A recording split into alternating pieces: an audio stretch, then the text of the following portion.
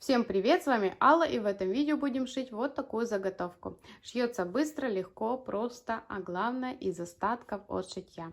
Также в этом видео я буду использовать и показывать вам не очень стандартный материал для низа сэндвича.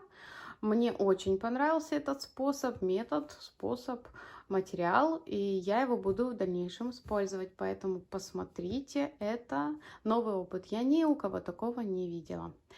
Ну и эта заготовка одна из тем для чехла швейной машинки. Также такую же заготовку можно использовать для подушки, для сумки. В общем, фантазии нет предела, поэтому шьем и наслаждаемся. Начинаем. Я подготовила ткани, основу буду делать из джинсы. И для этого я буду использовать два цвета, ну можно один.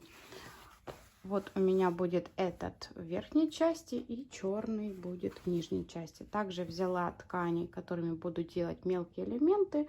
Это какие-то обрезки, но в основном либо яркого, либо светлых тонов, для того, чтобы хорошо была концентрация этих деталей, была хорошо видна на джинсе. И сейчас выравниваем наши джинсы, наши отрезки и складываем лицом к лицу, когда уже выровняли, и делаем строчку, сшиваем. Когда сшили, сейчас у меня вверх ногами, когда сшили, обязательно шов в разутюжку в две стороны, для того, чтобы убрать толщину. И сейчас приступаем к декорированию. Смотрим на свое поле. У меня эта заготовка подразумевает, что рисунок будет находиться в центре. Я не буду делать слишком низко, слишком по бокам. Что-то обрежется, что-то уйдет в шов, поэтому основная часть это центральная. Так как тематика у меня швейная, я на светлой ткани, практически белая, вот так отрисовала швейную машинку. Я ее вырезаю и с нее, пожалуй, начну. Она будет у меня как центр такой композиции. Машинка вырезана, и я ее просто прикладываю. Решаю, что далее нужно сделать стол, возможно, с тумбочкой, с шкафчиками какими-нибудь. Ну, в общем, подбираю ткань и делаю то, на чем стоит машинка. Когда детали более или менее уже на своих местах, я немножко оставила ткани, возможно, полку, что-то в процессе поменяю. Но в целом моя композиция практически готова. И сейчас я не буду скалывать сразу все детали. Я просто размечаю то, где они у меня находятся. Я их убираю.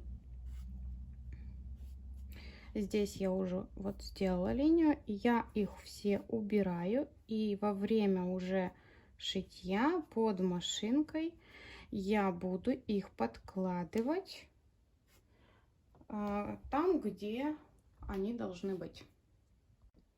Когда все детали мы отметили, я не отмечала машинку, так как я и так знаю, что она будет стоять на краю стола. Я убираю все детали. Здесь я, кстати, тоже сделала наметки. И здесь также просто разметила полки. И сейчас я все это убираю и приступаем к сборке сэндвича. Сэндвич у меня состоит из верхней ткани. Наполнитель у меня это Slimtex плотностью 100.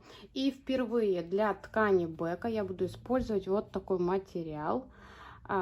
Это Spun Bond. Продается в магазинах «Все для мягкой мебели», либо же в строительных. Если не ошибаюсь, продается он там как агроволокно или укрывной материал. В конце видео, когда уже все сошью, расскажу, как получилось с этим материалом. Довольна или нет, сама первый раз пробую. Сейчас я всю свою заготовку простегаю стиплингом. Это показывать не буду, чтобы не делать видео слишком длинным. Кто не видел мои видео предыдущие, где я показывала, как это делать, я оставлю ссылочку в описании под этим видео.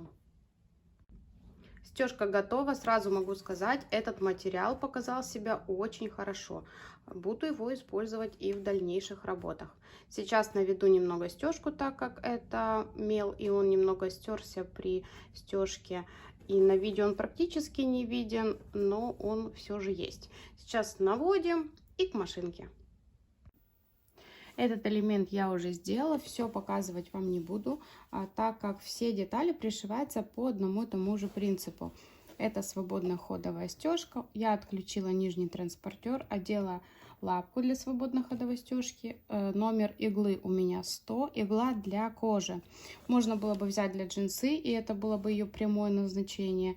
Но у меня ее нет, и меня это не останавливает. Нитка у меня вышивальный полиэстер черного цвета. Все детали буду пришивать черным цветом. Мне нравится эта техника, этот стиль. И я вытаскиваю нить на лицевую сторону, для того, чтобы у нас на изнанке ничего не запуталось. Опускаю иглу, опускаю лапку и начинаю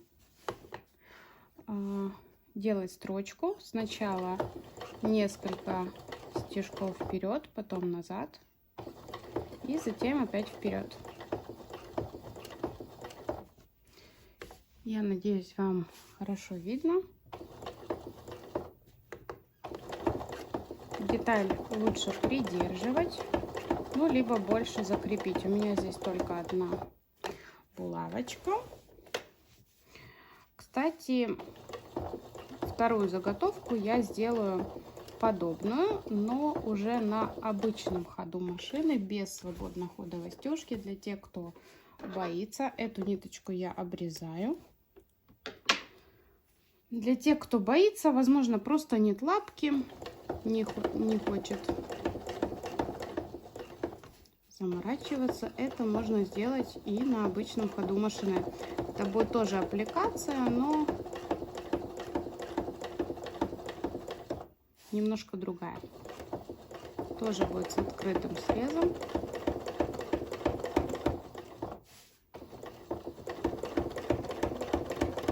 Кстати, в этой технике, вот когда контрастными черными нитками пришивают детали, очень интересно смотрится некая неровность, что ли. Вот здесь нет возможности ошибиться. Вот как бы вы ни сделали, будет красиво. Я много работ таких видела. Очень красиво делают в морском стиле. Может быть, когда-нибудь повторим что-то подобное.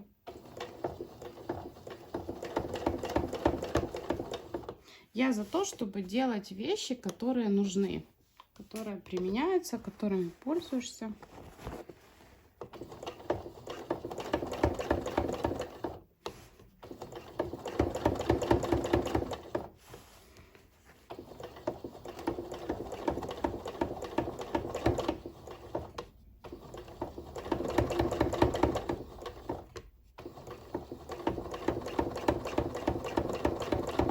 Я дошла до начала, деталь у меня пришита, и сейчас я беру вот эту полочку и затем покажу, как буду делать ручки.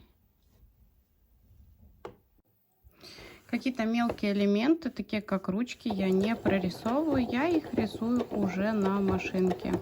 Вот такие петельки визуально будут создавать вид ручки. Вот такие. Я уже перехожу к ножке. И смотрите, некоторые места я проходилась дважды, где-то даже трижды. Это нам позволяет в таких работах что-то выделить, либо наоборот что-то закрыть. Но если совсем не нравится кривая строчка, но здесь это допустимо. И я почему стала стягать все детали уже по стеганой заготовке, потому как вот эта рельефность строчки не очень ровные, какая-то небрежность некая придает этой работе особый шарм. Заготовочка моя готова, посмотрите. Оригинально, конечно, смотрится. Я очень довольна. Очень мне понравилось. Конечно, поначалу я протестовала. Вот такая нестабильная строчка, она, конечно, ну, не очень сразу нравится, но в работе, в целой работе, выглядит очень интересно и очень по-дизайнерски. Здесь не хватает двух деталей. Это коврик. Его делать не стала, так как к полке он ни к чему. К машинке слишком близко к краю. Край будет у меня выравниваться. И также здесь должна была быть педаль с шнуром к ней. Шнура белого не нашла, черный применять не стала, так как он просто потеряется на этом фоне. Ну, вот такая заготовочка. В следующем видео мы сошьем еще одну заготовку, но уже на обычном ходу машины. И в дальнейших видео мы сделаем из этих заготовок чехол для швейной машины. Ну а на сегодня все. Кто не подписан на мой канал, подписывайтесь, чтобы не пропустить новые видео. Также можно ставить колокольчик, если хотите получать уведомления о новых видео. Подписывайтесь в мой инстаграм, там мне можно задавать вопросы, писать, спрашивать. Ну и до новых встреч. Всем пока-пока.